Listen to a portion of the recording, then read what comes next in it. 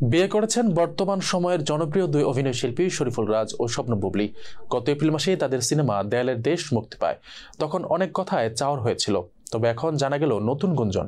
তাদের দুজনের চার হাত এক হয়েছে বলে জানা গেছে। বিস্তারিত থাকছে ডেস্ক রিপোর্টে।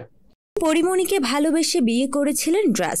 কিছুদিন যাওয়ার পর তাদের সংসার জীবনে দেখা দেয় চরম অশান্তি।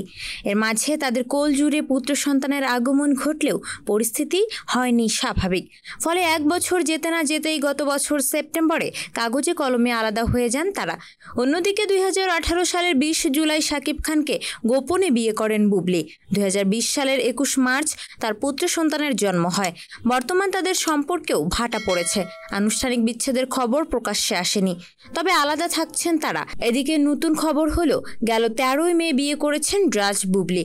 উইকিপিডিয়া এই তথ্য জানিয়েছে, তবে এই তথ্য শতভাগ সত্য বলে দাবি করা যাবে না, কারণ যে কেউই এই অনলাইন তথ্যকোষের তথ্য সংযোজন বিয়োজন করতে পারেন। সম্প্রতি মুক্তি পাওয়া দেয়ালের দেশ নামে একটি সিনেমায় অভিনয় করেছেন রাজ বুবলী। তাদের অভিনয় প্রশংসিত হয়েছে। বাতাসে গুঞ্জন এই ছবিতে অভিনয়ের সূত্র ধরেই অনেকটা কাছাকাছি আসেন তারা। এখন যদি তারা গোপনে বিয়েও করে থাকেন, তাহলে সেটা মোটেই অবাক করার বিষয় হবে না, কারণ এই দুজনের জীবনেই এমন ঘটনার নজির আছে।